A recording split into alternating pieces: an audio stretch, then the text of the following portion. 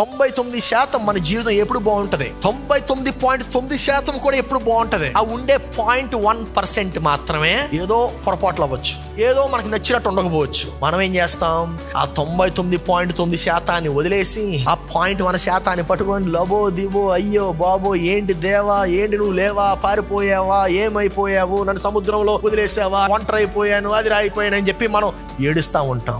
మిగిలిన 99% నువ్వు ఎందుకు చూడట్లేదు? మన యొక్క ఆలోచన ఎప్పుడు ఎలా ఉంటుందంటే, ఏదైతే బాలేదో దాని గురించి ఆలోచిస్తూ ఉంటాం. మన యొక్క మనస్సుని మనం ఎలా తయారు చేసుకున్నామంటే, ఏదైతే అంత అనుకూలంగా లేదో, ఏదైతే ప్రతికూలంగా ఉందో దాని గురించి ఆలోచిస్తూ ఉంటున్నాం. ఆ రీతిగా ఆ విధానములో మనము వెళ్ళిపోయాం. ఆ విధానములో మన యొక్క మనస్తత్వాన్ని తయారు చేసేసుకున్నాం. మన యొక్క మనస్తత్వాన్ని మార్చుకునే సమయము ఆసన్నమైంది. నేను మాట్లాడబోయేటువంటి అంశం పేరు ఏంటంటే, నిన్ను బంధించే ఆలోచనలను ఓడించు. నిన్ను బంధించే ఆలోచనలను ఓడించు.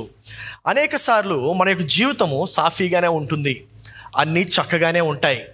కానీ మనము ఏదైతే బాలేదో, ఏదైతే సరిగ్గా లేదో దాని గురించి ఎక్కువ ఆలోచిస్తూ ఉంటాం. మన జీవితం అంతా బాగుంటుంది, ఊపిరి తీసుకుంటాం, చక్కగా లేస్తాం, కూర్చుంటాం, అన్ని పనులు చేసుకోగలుగుతాము. కానీ ఏదైతే సరిగ్గా లేదో, ఏదైతే మనం అనుకున్నట్టు లేదో దాని గురించి మాత్రమే ఎక్కువగా చింతిస్తూ ఉంటాం. మన యొక్క ఆలోచనలోకి ఏది వస్తుందో దాన్ని బట్టే మన యొక్క జీవితం ఉంటుంది. మన ఆలోచనల్లో ఎటువంటి తలంపులు వస్తున్నాయి, నీ యొక్క మనస్సులో ఎటువంటి తలంపులు వస్తున్నాయో దాన్ని బట్టే నీ యొక్క జీవితం ఉంటుంది. నీవు ప్రతికూల మనస్తత్వంతో అనుకూలమైనటువంటి జీవితం జీవించలేవు. నీవు ఒక నెగటివ్ మైండ్ సెట్తో పాజిటివ్ లైఫ్ని జీవించలేవు. అనేక సార్లు నువ్వు ప్రశ్నించవచ్చు, పాస్టర్ గారు నా జీవితం ఎందుకండి పాజిటివ్గా లేదు, ఒక ఆనందంగా ఎందుకు లేదు నా జీవితం అని చెప్పి నువ్వు ఆలోచించవచ్చు. ఎందుకు లేదంటే, నీ యొక్క మనస్సు ఒక పెద్ద యుద్ధ భూమి. నీ జీవితాన్ని నువ్వు గెలవాలంటే నీ మనసులో జరిగే యుద్ధాన్ని నీవు మొదట గెలవాలి. నీ యొక్క మనసులో జరిగే యుద్ధాన్ని నీవు మొదట గెలవాలి. అనేక సార్లు ఏమనుకుంటా ఉంటామంటే, నా జీవితంలో ఏది కూడా నేను అనుకున్నది జరగట్లేదండి, ఎంత ప్రార్థించినా జరగట్లేదండి అంటే, నీ యొక్క మనస్సు ఏ రీతిగా ఉంది అనేటువంటిది నువ్వు మొట్టమొదటిగా పరిశీలించాలి. అపోస్తలుడైన పౌలు భక్తుడు 2వ కొరింథీయులకు రాసిన పత్రిక 10వ అధ్యాయము 3వ వచనములో ఈ రీతిగా చెప్తున్నాడు, మేము శరీరధారులమై నడుచుకొనుచున్నను, శరీర ప్రకారము యుద్ధము చేయము. మా యుద్ధోపకరణములు శరీర సంబంధమైనవి కావు గాని దేవుని ఎదుట దుర్గములను పడద్రోల జాలినంత బలమై ఉన్నవి. మేము వితర్కములను, దేవుని గూర్చిన జ్ఞానమును అడ్డగించు ప్రతి ఆటంకమును పడద్రోసి ప్రతి ఆలోచనను క్రీస్తుకు లోబడినట్లు చేరపట్ట. ఇక్కడ మనం చూసినట్లయితే, యాక్చువల్గా నేను ఇక్కడ చూపించాలనుకున్న మాట ఏంటంటే, 3వ వచనంలో రాయబడి ఉంది. 3వ వచనంలో దేవుని ఎదుట దుర్గములను అనేటువంటి పదాన్ని మనం చూస్తున్నాము. ఆ యొక్క దుర్గము అనగా ఏంటి? అనేక సార్లు, ఫర్ ఎగ్జాంపుల్ ఇక్కడ దుర్గము చెరువు కూడా ఉంది మనకి. దుర్గము అనగా ఏంటి అంటే, దుర్గము అనగా ఆలోచన విధానము. దుర్గము అనగా ఆలోచన విధానము అంటే నీ యొక్క ఒక్కసారి ఆలోచిస్తే మరలా ఇంకొకసారి అదే ఆలోచన నువ్వు చేస్తే అది ఒక దుర్గముగా మారుతుంది. ఎన్నిసార్లు అయితే నీవు ఆ యొక్క ఆలోచనని ఆలోచిస్తూ ఉంటావో అది ఒక బలమైనటువంటి దుర్గముగా మార్చబడుతుంది. ఈ యొక్క దుర్గము అనగా ఇంకా క్లియర్గా మనకు అర్థం కావాలంటే, నీవు నడిచే మార్గముగా ఉంటుంది. అనగా మన యొక్క ఆలోచన విధానం, మన యొక్క మనస్తత్వం గురించి ఒకసారి తెలుసుకుందాం. మన బ్రెయిన్ అంతా కూడా న్యూరాన్స్ అని చెప్పి ఉంటుంది. ఈ యొక్క న్యూరాన్స్ ఏంటంటే, మనం ఆలోచించినప్పుడు ఒక మార్గాన్ని సృష్టిస్తుంది అన్నమాట. అంటే నీవు ఎప్పుడైతే ఒకసారి ఆలోచిస్తావో అది ఒక మార్గాన్ని సృష్టిస్తుంది. అదే ఆలోచన మరలా రెండోసారి చేసినప్పుడు నీవు మొదటిసారి సృష్టించినటువంటి ఆలోచనలో మరలా నీవు ప్రయాణం చేయడానికి అది ఏర్పాటు అవుతుంది. అందుకే మొదటిసారి ఆలోచించినప్పుడు కొంచెం టైం తీసుకుంటాం, కొంచెం ఎక్కువ ఎనర్జీ పెడతాం. కానీ అదే ఆలోచన రెండోసారి చేయాలంటే సులభమైపోతుంది. ఎందుకంటే మొట్టమొదటిసారి నువ్వు ఆలోచించినప్పుడు ఆ యొక్క మార్గాన్ని నువ్వు ఏర్పాటు చేసావు గనుక అదే మార్గంలో మరలా నువ్వు నడవటం సులభం. నా ప్రియ సహోదరి సహోదరులారా, దానినే దుర్గం అని చెప్పి మనం పిలుస్తూ ఉంటాం. ఈ యొక్క దుర్గము అనగా ఏంటంటే నిన్ను బంధించే బలమైన ఆలోచన విధానము. నిన్ను బంధించే బలమైన ఆలోచన విధానము. దుర్గము అనగా ఉట్టి ఆలోచన మాత్రమే కాదు, అది నిన్ను బంధింప చేస్తుంది. అది మంచిదవ్వచ్చు, లేకపోతే చెడుదవ్వచ్చు. ఈరోజు నేను మాట్లాడబోయేటువంటిది ఈ దుర్గము గురించే ఉంటుంది. దేవుడు మన యొక్క మనసు ఎంత బలముగా తయారు చేశాడంటే, నీ యొక్క మనసులో నుండే అనేక ఆలోచనలు వస్తున్నాయి. నీ మనసు, నరుని యొక్క మనసు బట్టే ఈ యొక్క నీవు కూర్చునేటువంటి కుర్చీ వచ్చింది. నరుని యొక్క ఆలోచన బట్టే, మనసు బట్టే నీవు చూస్తున్నటువంటి ఈ యొక్క లైట్స్ వచ్చాయి. నరుని యొక్క ఆలోచన నుండే రాకెట్స్ వచ్చాయి. నరుని యొక్క ఆలోచన నుండే శాటిలైట్స్ వచ్చాయి. నా ప్రియ సహోదరి సహోదరుడా, ఆలోచించండి, నరుని యొక్క మనస్సు ఎంత శక్తివంతమైనటువంటిదో. ఈ యొక్క శక్తివంతమైనటువంటి మనసులో మనము మార్గాలు ఏర్పాటు చేస్తూ ఉంటాం అన్నమాట. దీనిని యొక్క మార్గము మంచిదవ్వచ్చు, చెడ్డదవ్వచ్చు. మంచి మార్గం గురించి తర్వాత మాట్లాడదాము. ముందుగా చెడు మార్గం గురించి ఆలోచిద్దాం. ఈ యొక్క చెడు మార్గము అనగా ఇంగ్లీష్లో దీన్ని కాగ్నిటివ్ బయస్ అని చెప్పి పిలుస్తూ ఉంటారు. తెలుగులో అభిజ్ఞ పక్షపాతము, అష్ట తెలుగులో మనకు అర్థమయ్యేటువంటి తెలుగులో ఆలోచనలో లోపము. మన యొక్క ఆలోచనలో లోపము అని మనం దాన్ని పరిగణించవచ్చు.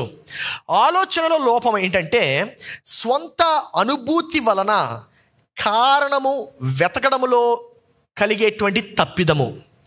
స్వంత అనుభూతి వలన అసలైనటువంటి కారణాన్ని వెతికే దానిలో తప్పిదం కలిగి ఉండడం. అనగా ఒక ఎగ్జాంపుల్ చెప్తే అర్థమవుతుంది. ఉదాహరణకి, దూషించేటువంటి పురుషుడు, ఒకవేళ ఒక స్త్రీకి దూషించేటువంటి పురుషుడు యవ్వన కాలంలో ఇంట్రడ్యూస్ అయ్యాడంటే ఆ యొక్క అమ్మ ఏమనుకుంటుందంటే ప్రతి పురుషుడు దూషించేవాడే, నమ్మదగినటువంటి పురుషుడు ఎవడు లేడని చెప్పి ప్రతి ఒక్కరిని అనుమానించడం ప్రారంభిస్తుంది. దానిని ఆలోచనలో లోపం అంటాం. ఎందుకంటే అది తన స్వంత అనుభూతి వలన కలిగినటువంటి అరైవ్ అయినటువంటి ఒక నిర్ణయము. కానీ వాస్తవంగా చూస్తే పురుషులందరూ దూషించేవారు కాదు. పురుషుల్లో మంచివారు ఉంటారు, చెడ్డవారు ఉంటారు. నా ప్రియ సహోదరి సహోదరుడా, ఈ యొక్క ఆలోచనలో లోపము చాలా బలమైనటువంటి దుర్గముగా ఏర్పడుతూ ఉంటుంది. రెండవ ఉదాహరణ దీనికి ఏమివ్వచ్చు అంటే, సాధారణంగా క్రైస్తవులందరికీ నేర్పించేటువంటిది, చిన్నప్పుడే నేర్పించేది ఏంటంటే ఆస్తి మంచిది కాదు, ధనము చెడుకి కారణం అని చెప్పి నేర్పించేస్తూ ఉంటారు. నా ప్రియ సహోదరి సహోదరుడా, దాని వలన పెద్ద అయిన తర్వాత కూడా మనం స్వంతంగా ఒక ఇల్లు కొనుక్కోవాలని, లేకపోతే మనకంటూ ఒక మంచి బట్టలు ఉండాలని, మంచి కారు ఉండాలని చెప్పి ఆలోచనలు మనం కలిగి ఉండము. అది ఎందుకు నువ్వు ఆ యొక్క ఆస్తి కలిగలేవంటే, నీ చిన్నప్పుడే తల్లిదండ్రుల్లో, లేకపోతే నీ బంధుమిత్రుల్లో, లేకపోతే ఎవరో ఒకరు నీలో ఒక విత్తనాన్ని వేశారు. ఏంటా విత్తనం అంటే ఆస్తి మంచిది కాదని. నా ప్రియ సహోదరి సహోదరుడా, కానీ మనము బైబిల్ని కానీ పరిశోధిస్తే ఏమని అర్థమవుతుందంటే, ఆస్తి దేవుడు మనుషులకు దయచేసేవాడు. ఆయన ఆ యొక్క ఆస్తిని సృష్టించేటువంటి సామర్థ్యత దేవుడు మనుషులకి ఇచ్చింది అనేటువంటి మాటను మనం చూస్తూ ఉంటాం. ఈ యొక్క ప్రీసెట్ అని మనము అనుకోవచ్చు. ఆలోచనలో లోపము అది ఒక ప్రీసెట్గా, అనగా ఒక ఫిల్టర్గా మనందరిలో ఉండిపోతుంది. నా ప్రియ సహోదరి సహోదరుడా, ఫిల్టర్ అనగా వెంటనే మనకు గుర్తొచ్చేది ఏంటంటే స్నాప్చాట్. ఆ యొక్క స్నాప్చాట్ అప్లికేషన్లో ఇప్పుడంటే నేను డిలీట్ చేసేసాను, కానీ ముందు ఊరికే ఫిల్టర్ పెట్టి రకరకాల ఫేసులు పెట్టేవాడిని. అంటే ఒకసారి పప్పి ఫేసు, ఒకసారి ఏ మచ్చ లేకుండా ఫిల్టర్ ఒకటి ఉంటుంది, అసలు ఒక్క స్పాట్ కూడా లేకుండా అందంగా తయారు చేసేస్తుంది మనల్ని.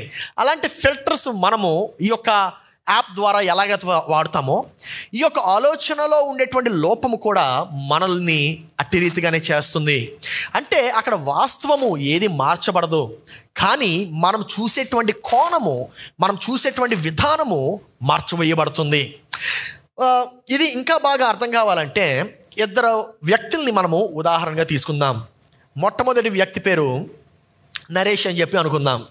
ఈ నరేష్ ఏం చేస్తూ ఉంటాడంటే ఉద్యోగం చేస్తున్నాడు, చక్కగా ఉద్యోగం చేస్తున్నాడు. ఒకరోజు వాళ్ళ బాస్ పిలిచి బాబు నరేష్ ఇలా రానాయనా అని చెప్పి అన్నాడు.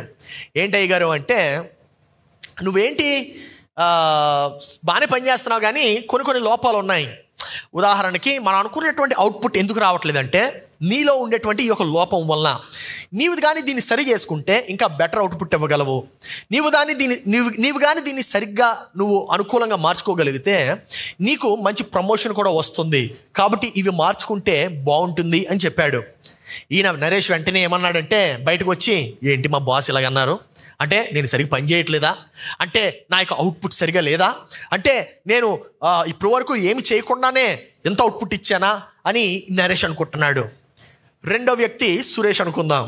ఈ సురేష్ కూడా బాస్ పిలిచాడు. సురేష్ని బాస్ పిలిచి ఇలాగన్నాడు, బాబు సురేష్ బాగానే చేస్తున్నావు కానీ సేమ్ ఫీడ్బ్యాక్ ఇచ్చాడు. ఏమనంటే నువ్వు పలానా చోట్ల సరి చేసుకుంటే ఇంకా బెటర్ అవుట్పుట్ వస్తుంది, నువ్వు పలానా చోట్ల నీవు మార్చుకుంటే ఇంకా నీకు ప్రమోషన్ కూడా వస్తుంది, సో బెటర్ చేసుకో అని చెప్పాడు. వెంటనే సురేష్ ఏమన్నాడంటే, boss thank you so much, మంచి ఫీడ్బ్యాక్ ఇచ్చారండి, ఈ ఫీడ్బ్యాక్ నాకు ఉపయోగపడుతుంది, నేను ఎక్కడెక్కడైతే మార్చుకోవాలో అది నాకు తెలియపరిచినందుకు వందనాలు, నేను డెఫినెట్గా ఈ యొక్క చేంజెస్ని ఇంప్లిమెంట్ చేస్తానని చెప్పి ఆయన కృతజ్ఞతలు చెప్పాడు. ఇద్దరు వ్యక్తులకు ఉండేటువంటి వ్యత్యాసం ఏంటి? నరేష్ ఏమనుకున్నాడంటే తినకి సపోర్ట్ చేస్తున్నటువంటి వ్యక్తి తినని దూషిస్తున్నాడు అనుకున్నాడు. నరేష్ ఏమనుకున్నాడంటే నన్ను నా యొక్క బాసు ఊరిని అనగదొరకడానికే ఉన్నాడు, నా యొక్క ప్రమోషన్కి లేడని చెప్పి అనుకున్నాడు. కానీ Suresh on the other hand ఏమనుకున్నాడంటే నా బాసు నా మంచిగా కోరుతున్నాడు, నా బాసు ఎందుకు ఈ మాటలు చెప్తున్నాడంటే నేను అభివృద్ధి చెందడానికి, నేను గ్రో అవ్వడానికి అని చెప్పి సురేష్ అనుకున్నాడు. ఇద్దరికి ఒకటే బాసు ఒకే విధానంలో చెప్పాడు, కానీ వాళ్ళు తీసుకునేటువంటి విధానంలో వ్యత్యాసం ఉంది, వారు అనుకునేటువంటి విధానంలో వ్యత్యాసం ఉంది. నా ప్రియ సహోదరుడా, అక్కడ ఉండేటువంటి వాస్తవాలు మారలేదు. అక్కడ ఏం మారిందంటే వారు తీసుకునే విధానం మారింది. నీవు ఈరోజు ఎట్టి రీతిగా తీసుకుంటున్నావు? ఇద్దరు వ్యక్తులు, ఇంకా మనం చెప్పొచ్చు ఒక ఎగ్జాంపుల్, చర్చిలోకి ఎంటర్ అవుతారు. ఒక వ్యక్తి ఏమో ఏంటి లైట్లు ఏంటి, ఈ సౌండ్ ఏంటి, ఏంటి పాటలేంటి, వీళ్ళ విధానం ఏంటో, వీళ్ళు ఆలోచనలు ఏంటో, వీళ్ళ బట్టలు ఏంటో, ఏంట్రా బాబు ఇదంతా అని చెప్పి ఒక ఆయన అనుకోవచ్చు. కానీ రెండో ఆయన లైట్స్ భలే ఉన్నాయే, సౌండ్ చాలా బాగుంది, వర్షిప్ అదిరిపోయింది, అసలు దేవుని యొక్క సన్నిధి ఖచ్చితంగా అనుభవిస్తున్నాను అని రెండో వ్యక్తి చెప్పొచ్చు. ఏంటి ఆ యొక్క మార్పులో, ఆ యొక్క ఆలోచన విధానంలో తేడా ఏంటంటే అక్కడ వాస్తవం మారలేదు, కానీ తీసుకునేటువంటి విధానం మారింది.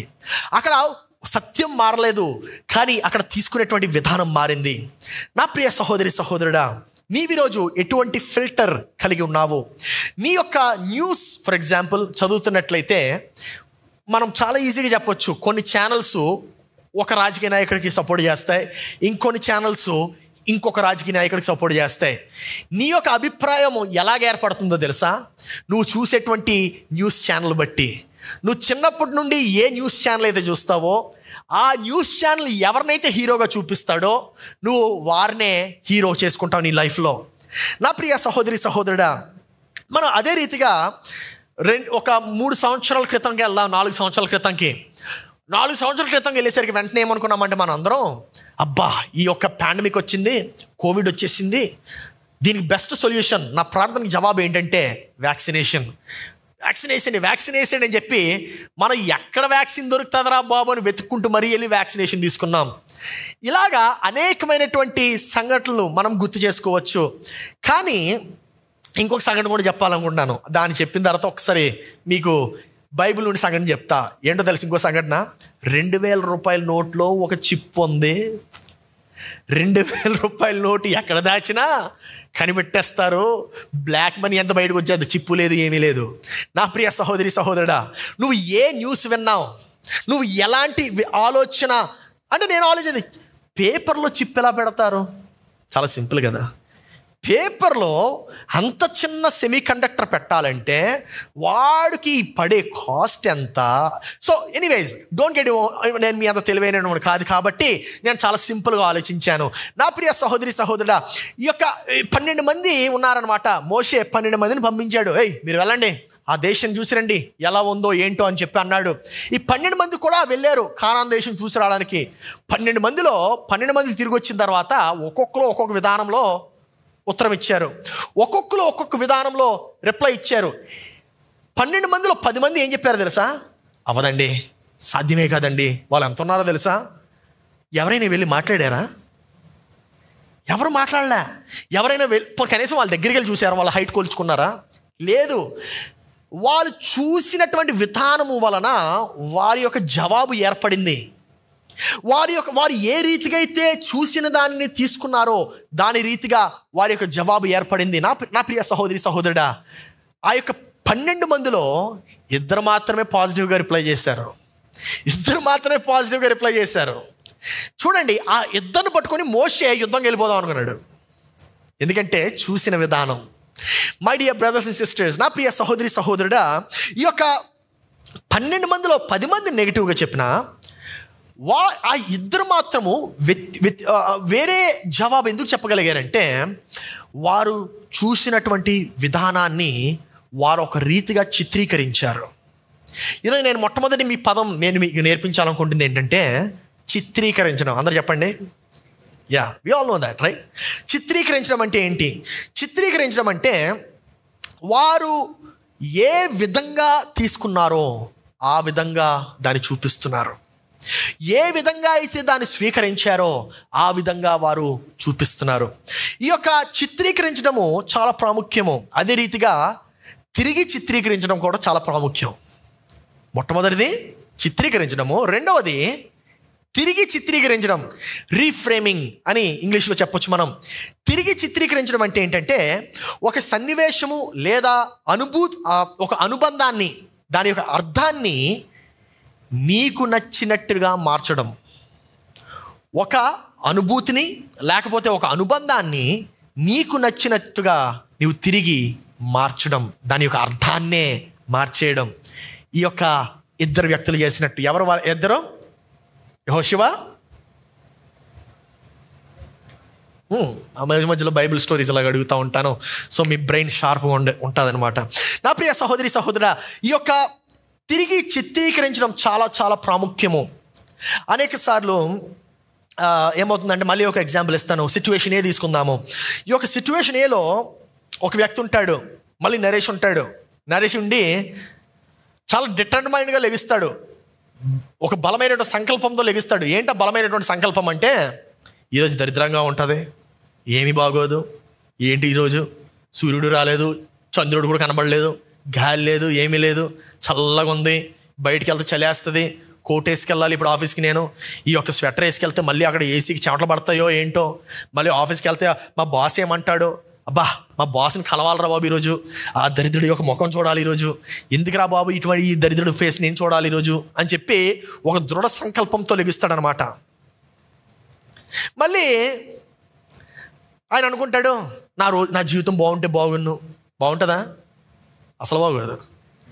ఖచ్చితంగా he's going to have a bad day. మళ్ళీ సురేష్ని తీసుకుందాం. ఈ సురేష్ ఏమనుకుంటాడంటే, అబ్బా భలే ఉంది ఈరోజు, సూర్యుడు లేడు, చంద్రుడు లేడు, ఎవరు లేరు, గాలి లేకపోయినా చల్లగా ఉంది, బాగుంది, ఫస్ట్ టైం స్వెటర్ వేసుకోవచ్చు ఈరోజు, స్వెటర్ వేసుకుందాం, స్వెటర్ వేసుకుని ఆఫీస్కి వెళ్తే ఎలా ఉంటుందో. ఒకవేళ ఆఫీస్కి వెళ్ళి స్వెటర్ వేసుకున్నందుకు వేడిగా ఉంటే స్వెటర్ తీసేద్దాం, బాగుంటుంది, మంచి బట్టలు వేసుకెళ్దాం, లోపల స్వెటర్ తీసేసినా బాగా కనబడతాను నేను.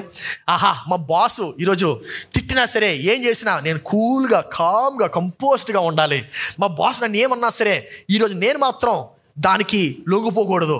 మా బాస్ తిట్టినా పొగిడినా ఏమైనా కామ్గా ఉండాలి నేను అని చెప్పి నిర్ణయించుకున్నాడు అనమాట. ఎలా ఉంటుంది ఈరోజు? డెఫినెట్గా కూల్గా ఉంటుంది. నా ప్రియ సహోదరి సహోదరుడా, ఇద్దరికి మధ్యన ఉండేటువంటి వ్యత్యాసం ఏంటి? ఇద్దరికి మధ్యన ఉండేటువంటి వ్యత్యాసం ఏంటంటే వారు తీసుకునే విధానము. నీకు ఏమవుతుందో అది నీ ఆధీనంలో ఉండదు. నీకేమవుతుందో అది నీ ఆధీనంలో ఉండదు, కానీ నువ్వు ఎలాగ చిత్రీకరిస్తావో అది మాత్రం నీ ఆధీనంలో ఉంటుంది. నువ్వు ఎలా చిత్రీకరిస్తున్నావు నీ యొక్క రోజుని? నీవు నీ యొక్క జీవితాన్ని, నీ యొక్క దినాన్ని ఒక వైట్ పేజ్లో ఒక ఆర్టిస్ట్ ఆర్ట్ వేస్తున్నట్టు చిత్రీకరించాలి. నా ప్రియ సహోదరి సహోదరుడా, నీ యొక్క జీవితం గురించి నీవు మంచి ఎక్స్పెక్టేషన్స్ కలిగి ఉండొచ్చు. నీ యొక్క జీవితం పట్ల నీవు మంచి ఆలోచనలు కలిగి ఉండొచ్చు, కానీ అవన్నీ నిజం అవ్వకపోలేదేమో. అవన్నీ నిజ స్వరూపంలో చూసి చాలా వ్యత్యాసం ఉందేమో. అంటే ఉదాహరణకి నీవు ఒక మంచి వైవాహిక జీవితం కలిగి ఉండాలనుకున్నావు, కానీ అలా లేదేమో. నీవు ఒక మంచి బిజినెస్ చేయాలనుకున్నావు, కానీ అది అవ్వలేదేమో. నీవు మంచి ట్రావెల్ చేయాలనుకున్నావు ప్రపంచం అంతా, కానీ ఒక్క దేశం కూడా వెళ్ళలేదేమో. కానీ నీవు దాన్ని ఎలాగ తిరిగి చిత్రీకరించవచ్చు? ఎలా తిరిగి చిత్రీకరించవచ్చు అంటే, అపోస్తలుడైనటువంటి పౌలు కూడా అటువంటి పరిస్థితిలోనే ఉన్నాడు. అపోస్తలుడైనటువంటి పౌలు ఎలాగ తిరిగి చిత్రీకరించాడో మనం ఈరోజు చూద్దాం. ఈయన ఏమనుకున్నాడంటే, పౌలు అనుకున్నాడు, నేను కూడా దేవుని యొక్క వాక్యాన్ని బలంగా చాటించాలి, ప్రపంచమంతా కూడా, ప్రపంచ నలుమూలలా దేవుని యొక్క వాక్కును చాటించాలని చెప్పి అనుకొని ఈయన ఏమనుకున్నాడు తెలుసా? నేను రోమ్కి వెళ్తే అక్కడ నేను ప్రచురిస్తాను దేవుని యొక్క వాక్యాన్ని అనుకున్నాడు. నేను రోమ్కు వెళ్ళి దేవుని యొక్క సువార్తను ప్రకటిస్తానని చెప్పి అనుకున్నాడు. ఆయన రోముకు బయలుదేరి వెళ్ళాడు. ఎందుకు రోమ్కి వెళ్దాం అనుకున్నాడంటే, రోము ఆ రోజుల్లో ప్రపంచానికి ఒక క్యాపిటల్గా ఉండేది. అంటే ఈ సామెత వినే ఉండుంటారు, all roads lead to Rome. ఎందుకు ఆ యొక్క సామెత వచ్చిందంటే, ఏదైనా రోమ్లో ఖచ్చితంగా దొరుకుతుంది. ఏది జరగాలన్నా రోమ్లోనే జరుగుతుంది. ఏది అవినా సరే రోమ్లోనే. అప్పుడు రోమన్ ఎంపైర్ ప్రపంచమంతా రూల్ చేసేదన్నమాట. సో ఈయన ఏమనుకున్నాడంటే, నేను రోమ్కి వెళ్ళి అక్కడ దేవుని యొక్క సువార్త ప్రకటిస్తాను, ప్రపంచాన్ని మార్చేస్తాను. రోమ్ మారితే ప్రపంచం అంతా మారుతుంది. ఎందుకంటే రోమ్లో రక్షింపబడితే ఆ రక్షింపబడినటువంటి వారు ప్రపంచమంతా వ్యాప్తి చెంది రక్షింపబడతారని చెప్పి అనుకున్నాడు. కానీ ఈయన రోమ్కి వెళ్ళిన తర్వాత అక్కడ చూసేటువంటి పరిస్థితి చాలా ఘోరంగా ఉంది. ఈయన రోమ్కి వెళ్ళి దేవుని యొక్క సువార్త ప్రకటిద్దాం అనుకున్నాడు, కానీ రోమ్కి వెళ్ళేసరికి ఈయన చెరసాల్లో వేసేసాడు. పౌలు, ఎవరి గురించి ప్రచురిస్తున్నావు? రాజు గురించా అంటే, రాజు గురించేనండి. ఏ రాజు? మా రాజు యేసుక్రీస్తు. అవునా? హౌస్ అరెస్ట్ అని చెప్పారు. పౌలు ఆ యొక్క గృహం నుండి బయటకు వెళ్ళడానికి కూడా వీలు లేదు. కానీ పౌలు ఆ యొక్క సంఘటనను ఆయన ఈ యొక్క కొరింథీయులకు రాస్తున్నప్పుడు, ఫిలిప్పీలకు రాస్తున్నప్పుడు ఏ రీతిగా ప్రచురించాడో మనం చూస్తే మనకు చాలా ఆశ్చర్యం కలుగుతుంది. ఏమని రాశాడో చూద్దాము. ఫిలిప్పీలకు రాసిన పత్రిక 1వ అధ్యాయము 12వ వచనము. సహోదరులారా, నాకు సంభవించినవి సువార్త మరి ఎక్కువగా ప్రబలమగుటకే సమకూడినని మీరు తెలుసుకొని కోరుచున్నాను.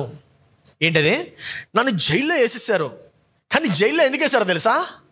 ఆ జైల్లో వేయటం వలన సువార్త అంట ఇంకా ఎక్కువ వ్యాప్తి చెందుతుందంట.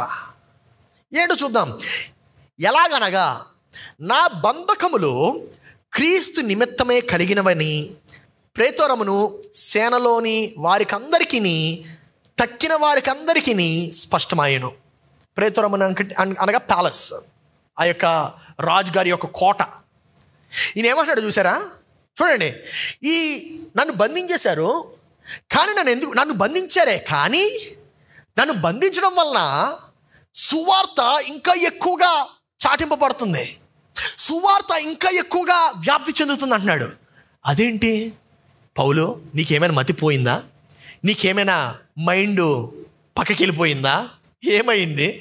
నువ్వేమో చెరసాల్లో ఉన్నావు, బంధకాల్లో ఉన్నావు, నువ్వే చెప్తున్నావు క్రీస్తు వలనే నన్ను బంధించారని చెప్తున్నావు. కానీ అదే మాటల్లో మళ్ళీ చెప్తున్నావు, అందరికీ తెలుసు నేను క్రీస్తు వల్లనే బంధింపబడ్డానని, అందరికీ తెలుసు క్రీస్తు వల్లనే బంధింపబడ్డానని, కానీ దాని వలన ఇంకా సువార్త చాటింపబడుతుందని చెప్తున్నావు.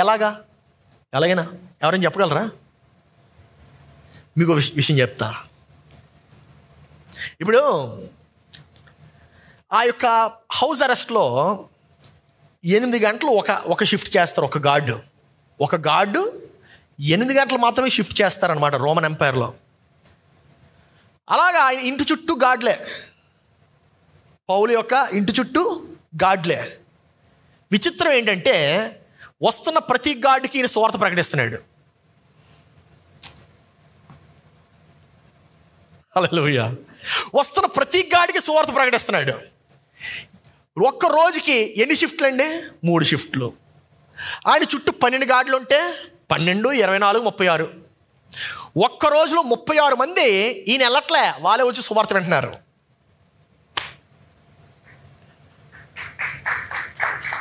హల్లెలూయా. నా ప్రియ సహోదరి సహోదరుడా, చూడండి, ఇదే పరిస్థితిని పౌలు వేరేగా చిత్రీకరించవచ్చు. ఏమని?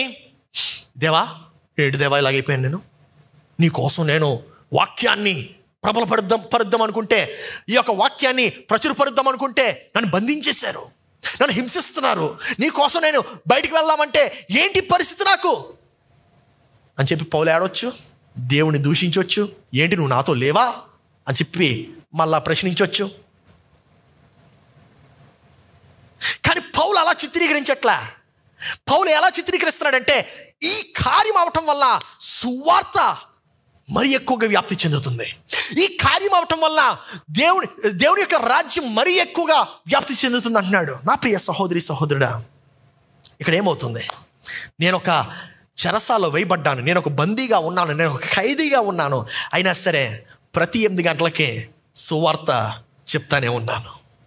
హల్లెలూయా. ఈ యొక్క 14వ వచనంలో చూడండి, ఇంకా అర్థమవుతుంది మనకి. మరియు సహోదరులైన వారిలో ఎక్కువ మంది నా బంధకములు మూలముగా, అర్థమైంది ఇప్పుడు, నా బంధకములు మూలముగా ప్రభువునందు స్థిర విశ్వాసము గల వారై నిశ్చయముగా దేవుని వాక్యము బోధించుటకు మరి విశేష ధైర్యము తెచ్చుకొని వస్తున్నటువంటి గాడులు మార్చేస్తున్నాడు ఈయన. హల్లెలూయా. వస్తున్నటువంటి సెక్యూరిటీలు మార్చేస్తున్నాడు ఈయన.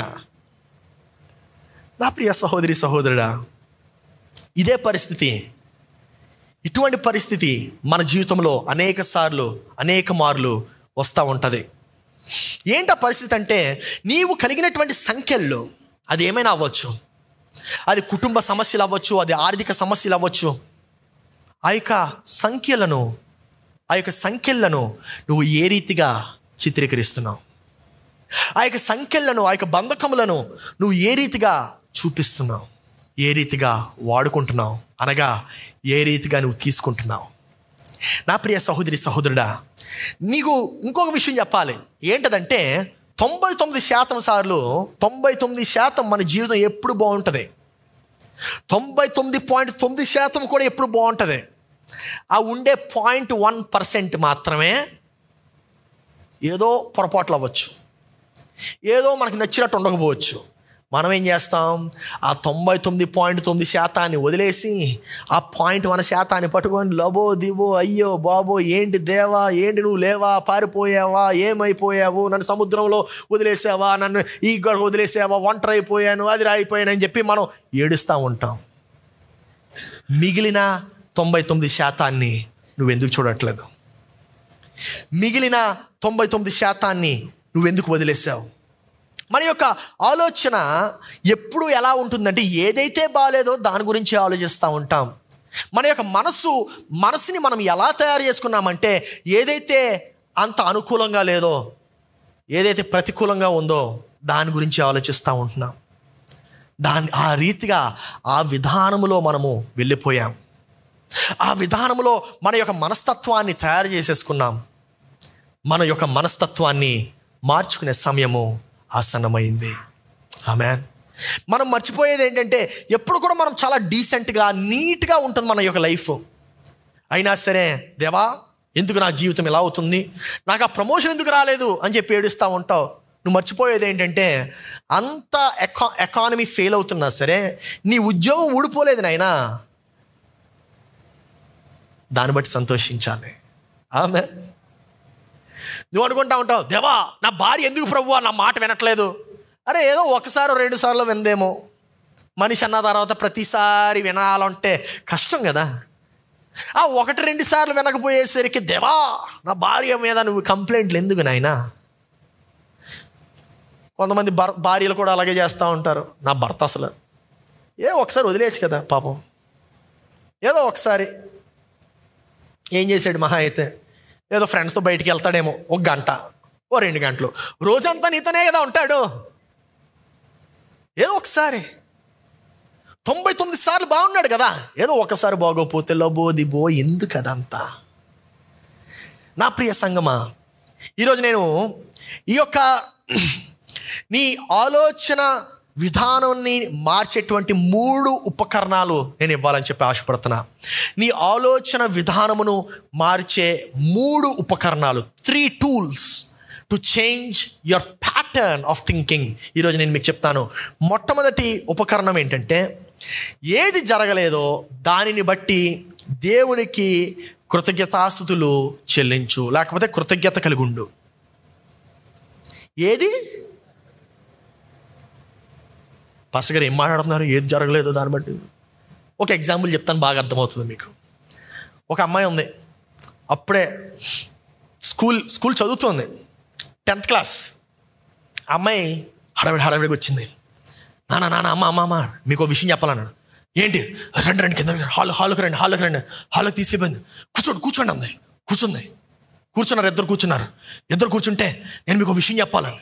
ఏంటి ఆ విషయం? మరి మీరు తిట్టకూడదు, కంగారు పడకూడదు. కంగారు పడినా, చెప్పు.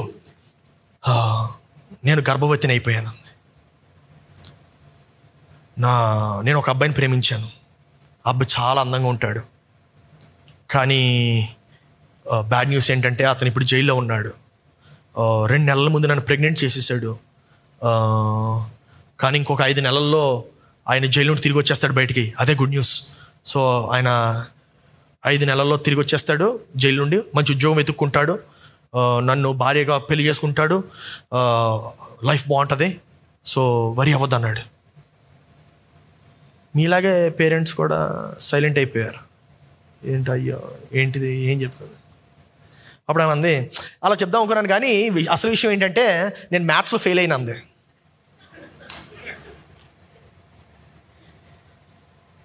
ఓ అంతేనా, పర్లేదురా మమ్మల్ని ట్రై చేసుకోవచ్చు.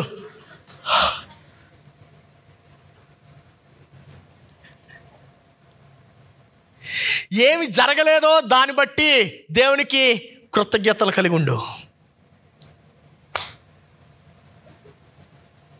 నీ జీవితం ఎంతో దారుణంగా జరగచ్చు, ఎంతో దారుణమైనటువంటి పరిస్థితికి వెళ్ళొచ్చు, కానీ వెళ్ళలేదే. నీ యొక్క జీవితం ఇంకా ఘోరమైనటువంటి స్థితికి వెళ్ళలేదే. నువ్వు అనుకున్నటువంటి పిల్లలు ఇంకా భయంకరమైనటువంటిది దిగజారిపోయినటువంటి పరిస్థితుల్లో ఉండొచ్చు, కానీ వెళ్ళలేదే. ఏది జరగలేదో దాన్ని బట్టి కృతజ్ఞతాస్తుతులు చెల్లించు. హల్లెలూయా. The life can turn out very bad, just like this girl. ఈ అమ్మాయి వలె చూడండి ఎంత రిలీఫ్ వచ్చిందా. ఓ మ్యాథ్స్ ఎగ్జామేనా, పర్లేదమ్మా నెక్స్ట్ ఇయర్ రాసుకో. నా ప్రియ సహోదరుడా, అనేక సార్లు మనము జరిగినటువంటి ఆ యొక్క చిన్న మిస్టేక్ని పట్టుకొని పెద్ద బోతద్దం పెట్టి చాలా పెద్దగా చేసేసి, అయ్యో నా జీవితం నశించిపోయింది, అయ్యో నా జీవితం పాడైపోయింది అనుకుంటావు.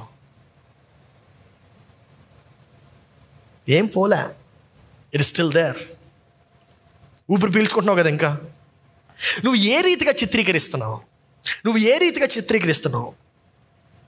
నీ యొక్క జీవితాన్ని నీ జీవితంలో నువ్వు ఏది తప్పు చేస్తున్నావు దాన్ని చూడటం మానేసి ఏదైతే కరెక్ట్గా ఉందో దాన్ని చూడడం ప్రారంభించాలి. హల్లెలూయా.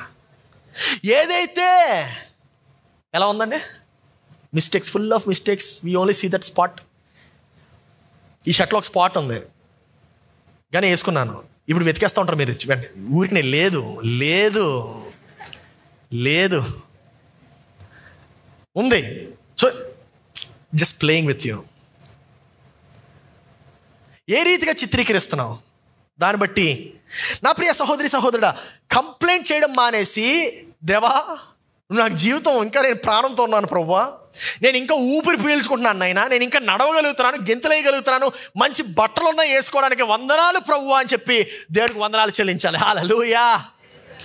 Come on, clap your hands and thank God for that. అనేకమైనటువంటి మంచి విషయాలు, అనేకమైనటువంటి గుడ్ థింగ్స్ ఇంకా మన జీవితంలో ఉన్నాయి. ఆ ఒక్క ఒక్కటి అనుకున్నట్టు జరగలేనందుకు జీవితం అంతా పోయినట్టు ఏడవద్దు. ఆమేన్. ప్రక్కవారు తిరిగి చెప్పండి, కొంచెం ఆనందించండి అని చెప్పండి. రెండవ టూల్ నేను మీకు ఇవ్వాలనుకుంటుంది ఏంటంటే, ముందుగానే నీ ప్రతికూల పరిస్థితులను అనుకూలంగా చిత్రీకరించు. ముందుగానే నీ ప్రతికూల పరిస్థితులను అనుకూలంగా చిత్రీకరించు.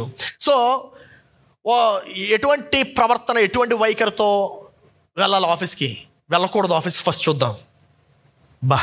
ఇప్పుడు నేను ఆ గదిలోకి వెళ్ళానంటే మా మేనేజర్ ఇంకా నన్ను రాచి రంపాలు పెడతాడు, వెళ్ళకూడదురా బాబు, కానీ తప్పట్లేదు, పిలుస్తున్నాడు, వెళ్ళాలి. ఇప్పుడు ఆడి ఫేస్ చూడాలంటేనే ఘోరంగా ఉంది. ఆడు ఫేసు, ఆడు చేయి. మంచి మీటింగ్ జరుగుతుంది నీకు, నీ మేనేజర్కి. ఆయన ఎంతన్నా సరే నువ్వు అంత చూపిస్తావు. అదే అలాంటి వైఖరిలో వెళ్లకుండా నువ్వు కృతజ్ఞతాభావంతో వెళ్ళావనుకో, నా బాస్ ఏమన్నా సరే, ఒరే నువ్వు పెద్ద ఎదవరా అన్నా సరే థ్యాంక్ యూ అని చెప్దాం అనుకుంటున్నాను. రే నువ్వు ఎందుకు పనికి మాలినోడురా అంటే thank you sir, so happy అని చెప్దాం అనుకుంటున్నాను అని ఫస్టే డిసైడ్ అయిపోయావు అనుకో, ఆయన నిన్ను తిట్టాలనుకున్న తిట్లు కూడా మర్చిపోతాడు. నువ్వు ఎటువంటి వైఖరితో, ఎటువంటి ఆలోచనతో వెళ్ళాలనుకుంటున్నావో ముందుగానే ప్రిపేర్ అయిపోయి ఉండాలి. హల్లెలూయా. ముందుగానే నీ బట్టలు నువ్వు ఎలాగైతే ధరిస్తావో నీ ఆలోచనని కూడా నువ్వు ధరించాలి. ఆమేన్. ఏమంటే ఇప్పుడు ఆఫీస్కి వెళ్తున్నప్పుడు నువ్వేమైనా నైట్ ప్యాంటు, నైట్ షర్ట్ వేసుకెళ్తావా? వెళ్ళవు కదా. ఆఫీస్కి వెళ్ళేటువంటి వస్త్రాల్లో వెళ్తావు. ఆఫీస్కి వెళ్తున్నప్పుడు కూడా నీ ఆలోచనని నువ్వు అట్టి రీతిగా ధరించాలి. నువ్వు అట్టి రీతిగా ధరిస్తేనే నువ్వు ప్రతి చిన్న తప్పిదాన్ని కూడా నువ్వు తప్పించేసి ఒక చక్కటి ఆలోచనలో చక్కటి జీవితాన్ని నీవు జీవించగలవు. ఏదైనా సరే, what ever is the short coming, నువ్వు ముందుగానే ప్రీ ఫ్రేమ్లో వెళ్ళాలి. ఎటువంటి ప్రీ ఫ్రేమ్లో వెళ్ళాలంటే ఒక ఫిల్టర్ లాగా, అక్కడ తిడుతున్నా సరే నువ్వు సంతోషంగా నీకు కనబడాలన్నమాట. హల్లెలూయా. అటువంటి ఆలోచనని నువ్వు ముందుగానే చిత్రీకరించుకోవాలి నీ యొక్క మనసులో. మూడవ టూలు, ఆఖరి టూల్ ఏంటి అంటే, దేవుని మంచితనాన్ని చూడు. దేవుని యొక్క మంచితనాన్ని నీవు చూడాలి. దేవుని యొక్క మంచితనం అంటే అనగా ఏంటి? దేవా భయంకరంగా ఉంది ప్రభువా నా పరిస్థితి, దీనిలో నీ మంచితనాన్ని ఎలా చూడాలి అంటే, కంగారు పడొద్దండి, నేను చెప్తున్నాను. నువ్వు దేనినైతే వెతుకుతావో నీకు అదే దొరుకుతుంది. నువ్వు దేనినైతే వెతుకుతావో నీకు అదే దొరుకుతుంది. నాకు మనుషులు నచ్చరండి, మనుషులు భయంకరంగా ఉంటారు, అసలు బాగోరండి మనుషులు. ఎందుకు బాగోరు? మోసగాళ్ళండి, అబద్ధాలు ఆడతారు, చెప్పేది ఒకటి చేసేది ఒకటండి. అలాగే ఎప్పుడు అలాగే దొరుకుతారు నీకు. ఎలా చెప్తున్నారండి ఇలాగంటే, మీకు ఒక మంచి ఎగ్జాంపుల్ చెప్తాను మళ్ళీ. రాబందు తెలుసా? రాబందు వల్చర్. రాబందుకి ఏం దొరుకుతుంది ఎప్పుడు? డెడ్ మీట్, చనిపోయిన మాంసం దొరుకుతుంది. బ్రతికుండే తిందది, చనిపోయింది తింటుంది అది రాబందు. రాబందుకి ఎప్పుడు చచ్చిపోయినటువంటి మాంసమే దొరుకుతుంది. మరి హనీబీకి, తేనెటీగలకి, హనీబీస్కి ఏం దొరుకుతాయి? ఫ్లవర్స్ దొరుకుతాయి, ఫ్రెష్ ఫ్లవర్స్. అప్పుడే చక్కగా వికసిస్తున్నటువంటి ఆ యొక్క ఫ్రెష్ ఫ్లవర్స్ ఎందుకు దొరుకుతాయి తెలుసా? హనీబీ ఫ్లవర్స్ని వెతుకుతుంది, వల్చర్ రాబందు చనిపోయిన వాటిని వెతుకుతుంది. అదేంటండి, ఈ రాబందుకి ఎప్పుడు కూడా చచ్చిపోయిన మీట ఎలా దొరుకుతుంది? అదే వెతుకుతుంది. మరి హనీబీకి ఎప్పుడు కూడా మంచి వికసించేటువంటి పువ్వులు ఎలా దొరుకుతున్నాయి? ఇది దాన్ని వెతుకుతుంది. నువ్వు ఎంతసేపు మనుషులు బాలేరండి, మనుషులు మోసగాలండి, మనుషులు అదండి, మనుషులు ఇదండి, మనుషులు అదే, దేని వెతుకుతున్నావు?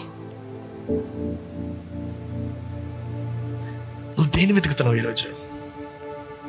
మనుషుల్లో ఉండేటువంటి చెడునా, మనుషుల్లో ఉండేటువంటి మంచినా? మనుషుల్లో నేను కానీ మనుషులు ఉండేటువంటి చెడుని మాత్రం వెతుక్కుంటూ కూర్చున్నానంటే ఈరోజు చర్చ్ కూడా నడిచేది కాదు. ఈ చర్చ్ వలన మీరు దీవెనలు పొందేవారు కాదు. నా ప్రియ సహోదరి సహోదరుడా, నీవు దేనినైతే వెతుకుతున్నావో అదే నీకు దొరుకుతుంది. యేసు ప్రభు ఎప్పుడో చెప్పాడు ఈ మాట, వెతుకుడి మీకు దొరుకును. What is that your searching for today? నీ భార్యలో ఎంతసేపు కంప్లైంట్ చేసేటువంటి కోణమే చూస్తున్నట్లయితే నీ భార్య నీకు పెద్ద గయ్యాలిలానే కనబడుతుంది. తనలో మంచి ఎప్పుడు కనబడదు. నువ్వు దేన్ని వెతుకుతున్నావు ఈరోజు? నీ భర్తలో కూడా మా భర్త బాగా స్ట్రిక్ట్ అండి, అదండి ఇదండి అంటే అతనే కనబడతాడు, అదే దొరుకుతుంది నీలో. What is that your searching for today? ఈరోజు నువ్వు దేన్ని వెతుకుతున్నావు? మంచినా చెడునా? నీవు మంచి ఆలోచనలు ఆలోచిస్తున్నావా? నీవు మంచిని వెతుకుతున్నావా? ఇప్పుడు నువ్వు కలిగి ఉండేటువంటి ఆ యొక్క నిరుత్సాహపరిచిపడే ఆ యొక్క జీవితాన్ని విడిచిపెట్టి దేవుడు నీకు నిన్ను దేని కొరకైతే సిద్ధపరుస్తున్నాడో దాన్ని బట్టి అతిశయిస్తున్నావా? లేకపోతే ఇప్పుడు ఉండేటువంటి పరిస్థితి బట్టి నువ్వు ఏడుస్తున్నావా? పౌలుని చూడండి, తన పరిస్థితి ఎట్టి రీతిగా ఉన్నా తను చిత్రీకరించేది మార్చేసింది. తన సంఖ్యల్లో తనకొక శాపం కింద ఉండాలి, కానీ అదే సంఖ్యలను తన యొక్క దీవెనగా మార్చేశాడు. ఈరోజు నిన్ను బంధించేదే నిన్ను దీవింప చేస్తుందంటే నమ్మే పరిస్థితిలో నీవు ఉన్నావా? నిన్ను శపించేదే నిన్ను దీవింప చేస్తుందంటే నీవు నమ్మే పరిస్థితుల్లో ఉన్నావా? ఈ యొక్క వర్తమానం ద్వారా నీకు ఒక మంచి దుర్గాన్ని క్రియేట్ చేయాలని చెప్పి అనుకుంటున్నాను. అదేంటంటే మంచి ఆలోచించే దుర్గము, మంచిని వెతికే దుర్గము. ఆ యొక్క విధానాన్ని నీ యొక్క మనసులో నీవు ఈరోజు చిత్రీకరిస్తావా? మనందరం కూడా ఈ యొక్క పాండమిక్తో బాగా ఎఫెక్ట్ అయిపోయాం. అబ్బో 2020 నుండి 2022 అంటే అసలు 2 సంవత్సరాలు తీసేయాలంటే నా జీవితం నుండి, నా లైఫ్లో లేవయ్యి అని చెప్పి అనుకుంటా ఉంటాం. కరెక్టే. వెంటనే అసలుకే మా తాతగారేమో అన్నాడు, ఆయన 2 రోజులు ఇస్తున్నాను మీకు టైము, ఈరోజు రేపు ఎల్లుండి నుండి ఫ్లైట్లు ఉండవు, ట్రైన్లు ఉండవు, లారీలు ఉండవు, బంద్ బంద్ బంద్ అన్నాడు ఆయన. అరే ఇంత ఫాస్టా? వెంటనే అందరం కూడా ఏం చేసాం, కిరాణా షాపులు పెరిగెట్టాం, సామాన్లు కొనుక్కున్నాం, పప్పులు ఉప్పులు అన్నీ అయిపోతాయని చెప్పి వెంట వెంటనే వెతికేసుకొని అన్నీ సమకూర్చేసుకున్నాం. జీవితం అంతమైపోతుంది అనుకున్నాం. కరువు వలన అందరు కొట్టుకుంటారు, మన దగ్గర ఉందని చెప్పి ఎవరు చెప్పొద్దు అని చెప్పి మనం ఆలోచించేసాం. ఏమవలా? సర్లే ఏం అవ్వలేదులేండి, బాగా తిందాం పడుకుందాం అని చెప్పి అనుకున్నాం. ఫ్రీగా జీతం వచ్చింది, ఏమీ చేయకుండా చక్కగా బతికాం. అంటే ఈ మాటలను ఎందుకు చెప్పానంటే నేను కూడా అట్టి రీతిగానే ఆలోచించాను ఫస్ట్లో. సో నేను కూడా దానిలో పాలు భాగస్తుండే. కానీ 2 వారాలు అయ్యేసరికి 2వ వారం నాకు బాగా బోర్ కొట్టేసింది. 2వ వారం వచ్చేసరికి బాగాలేదు, ఏంటి తినడం పడుకోవడం లేవడం చేసేదేం లేదు, పెట్టేదేం లేదు, ఏంటి నా వల్ల కాదు అని చెప్పి రాయటం మొదలుపెట్టా. పాటల రూపంలో మంచి పాటలు ఇచ్చాయి దేవుడు. 4 పాటలు రాశానండి ఆ 2 సంవత్సరాల్లో. 4 పాటలు రాశా. మన చర్చి యొక్క ఆన్లైన్ ప్రెజెన్స్ బాగా పెంచేశాను. చర్చి ఆన్లైన్ ప్రెజెన్స్ అంటే యూట్యూబ్లో మనకు దగ్గర ఒక 150 మంది సబ్స్క్రైబర్లు అలా ఉండేవారు. అది కాస్త అర్నెస్ట్ మొహంతి ఛానల్లో 11,000కి వెళ్ళిపోయింది. న్యూ లైఫ్ ఛానల్లో 6,000 7,000కి వెళ్ళిపోయింది. బాగుంది. అంత మాత్రమే కాదు, బాగా మంచి బుక్స్ చదివేశా. దొరికిన బుక్ అంతా కూడా నవ్వులు పడేసా.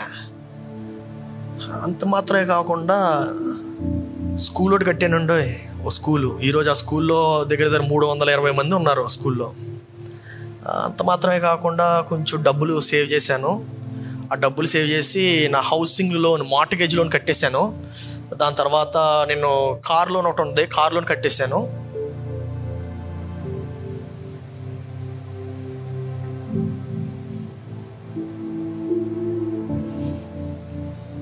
అర్థమవుతుంది? చాలా సింపుల్గా చెప్పేశాను మీకు. ఇవన్నీ కోట్లలో వ్యవహారం.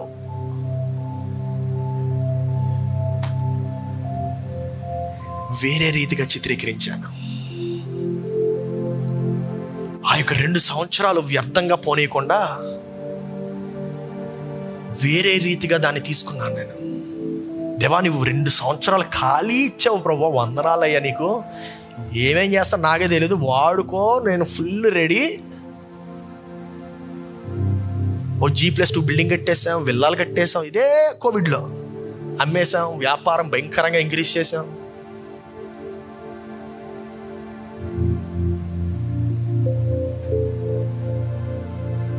కూర్చొని ఆడవలే. ఏంటి పరిస్థితి, ఘోరం, అన్యాయం, నశించి బ్యాడ్. ఆ 2 సంవత్సరాలు ఎప్పుడు లేని దీవెనను చూశాను.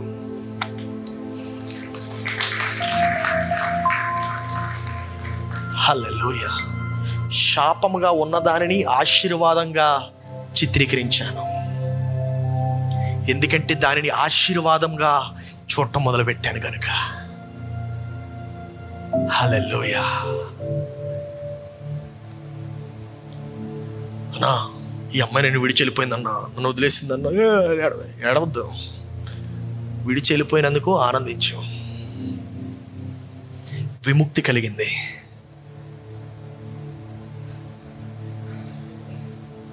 హల్లెలూయా. పాస్టర్ గారు, ఈ వ్యాపారం మొదలు పెట్టానండి, లాస్, ఫుల్ లాస్. ఏది జరగలేదు, దాన్ని బట్టి దేవునికి వందనాలు చెల్లించు. నీ జీవితం పోయిందా? అప్పులు పాలైపోయావా? ఏమి లేవలేకపోతున్నావా? పక్షవాతం వచ్చేసిందా? మంచాన్న సతుకులు పడిపోయావా? లేదే. హల్లెలూయా. నా ప్రియ సహోదరి సహోదరుడు, దేవుడు నీతో ఈరోజు మాట్లాడుతున్నట్లయితే నేను చెప్పేది ఒకటే.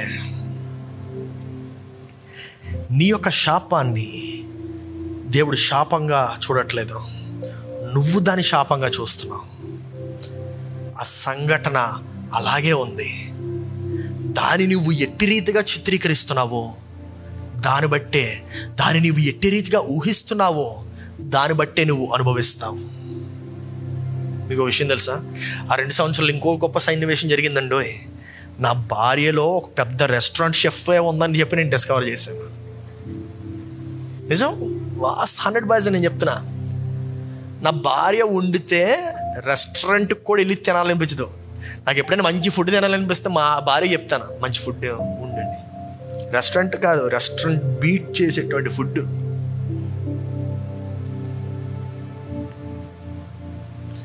ఈరోజు నువ్వు నీ ఆలోచనల్ని ఏ విధంగా, ఏ విధానములో నువ్వు దాన్ని పెంచుతున్నావు, ఏ రీతిగా దాన్ని తీసుకువెళ్తున్నావు. అదే సంఘటన, 2 సన్నివేశాలు. నువ్వు నరేష్గా ఉండాలనుకుంటున్నావా, సురేష్గా ఉండాలనుకుంటున్నావా? అందరు లేచి నిలబడదాం, కళ్ళు మూసుకుందాం, ప్రార్థన చేద్దాం.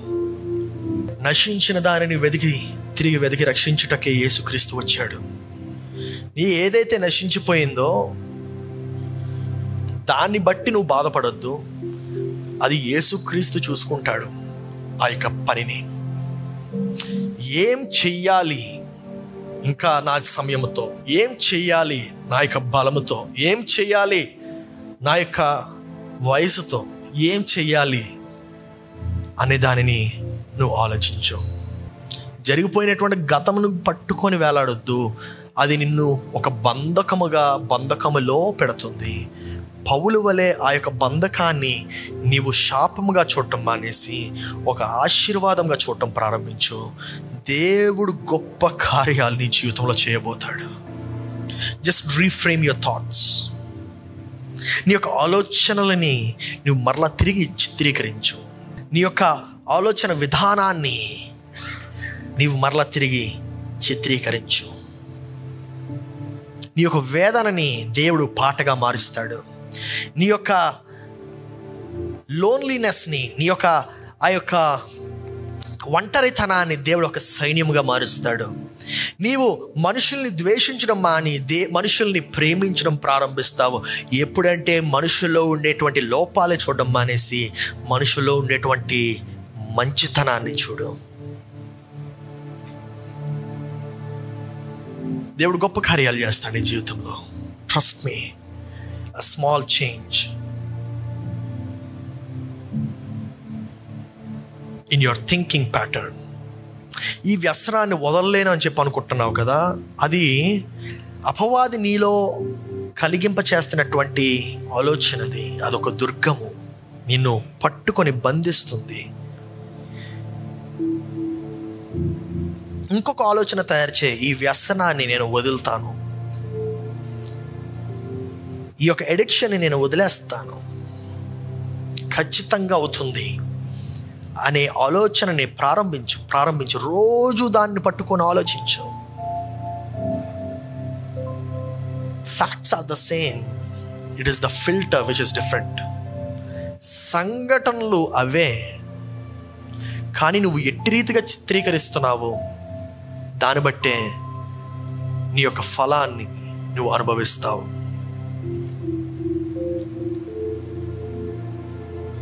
మొదటి వ్యక్తిలా ఉంటావా, రెండవ వ్యక్తిలా ఉంటావా? ఇది నాకు కాదు అనేటువంటి పరిస్థితిలో ఉంటావా, లేదు ఇది నా మంచి కొరకే అనేటువంటి పరిస్థితిలో ఉంటావా? నిన్ను బంధించే ఆలోచనలను నువ్వు ఓడించు. దేవుడు ఖచ్చితంగా నీకు తోడుగా ఉంటాడు. ప్రియ పరలోకపు తండ్రి, నీకు వందనాలు చెల్లిస్తున్నా. ఈ ఉదయకాల సమయంలో నీవు అనుగ్రహించినటువంటి యొక్క వాక్యమును బట్టి వందనాలు. నీవు చూపించినటువంటి యొక్క మార్గములను బట్టి వందనాలు. దేవా, మా యొక్క ప్రతి ఆలోచన ఒక మార్గముగా ప్రభువా మా యొక్క హృదయములో, మా మనసులలో నిలిచిపోతుందనేటువంటి సత్యాన్ని నీవు మాకు బోధించినందుకు వందనాలు. దేవా, చిన్నప్పటి నుండి విన్నటువంటి ఆ యొక్క అబద్ధాలలో మా యొక్క జీవితాన్ని మేము రూపించామేమో. దేవా, చిన్నప్పటి నుండి వినేటువంటి ఆ యొక్క అసత్యాలలో ప్రభువా మేము మా యొక్క జీవితాన్ని రూపించుకున్నామేమో. కానీ నాయన, ఇప్పటి నుండి దేవా ఆ యొక్క రూపాన్ని మార్చడానికి ముందుకు వస్తున్నానయ్యా. దేవా, ఎలాగైతే ప్రభువా మేము దేన్నైతే వెతుకుతామో అదే మాకు దొరుకుతుంది అనేటువంటి సత్యాన్ని ప్రభువా నీవు మాకు తెలియపరిచినందుకు వందనాలు చెల్లిస్తున్నాం. దేవా, యొక్క రాబందు వలె కాకుండా దేవా చనిపోయినటువంటి వాడి గురించి, మా యొక్క గతము గురించి, అయిపోయినటువంటి విశేషాల గురించి కాకుండా దేవా మా యొక్క జీవితాన్ని ప్రభువా తృప్తిపరిచేటువంటి, మా యొక్క జీవితాన్ని ప్రభువా ఇంకా మధురపరిచేటువంటి ఆ యొక్క తేనెటీగల్లాగా దేవా మంచిని వెతకడానికి, దేవా మంచి ఆలోచనలను, మంచి గతాన్ని ప్రభువా మేము సృష్టించడానికి నీవు సహాయం చేయమయ్యా. దేవా మా యొక్క ఆలోచన, మా యొక్క శరీరము ప్రతిదీ ప్రభువా నీ సన్నిధిలో పెడుతున్నాను. దీవించుము, ఆశీర్వదించుమయ్యా. దేవా, ఈ వాక్యము ద్వారా ప్రభువా నీవు ఎవరెవరితోనైతే మాట్లాడావో వారందరూ దీవించుము, ఆశీర్వదించుము. నీకే స్తుతి, ఘనత, మహిమ, ప్రభావములు చెల్లిస్తూ యేసు పరిశుద్ధ నామములో అడిగి ప్రార్థిస్తున్నాము తండ్రి, ఆమేన్. మన తండ్రి అయిన దేవుని ప్రేమ, రక్షకుడైన యేసు క్రీస్తుని కృప, పరిశుద్ధాత్ముని యొక్క అన్యోన్య సహవాసం ఇక్కడ చేరిన మనకును సంఘమంతటికి సదాకాలము తోడయ్యునుగాక. ఆమేన్, ఆమేన్, ఆమేన్, ఆమేన్. హల్లెలూయా. దేవునికి వందనాలు. God bless you.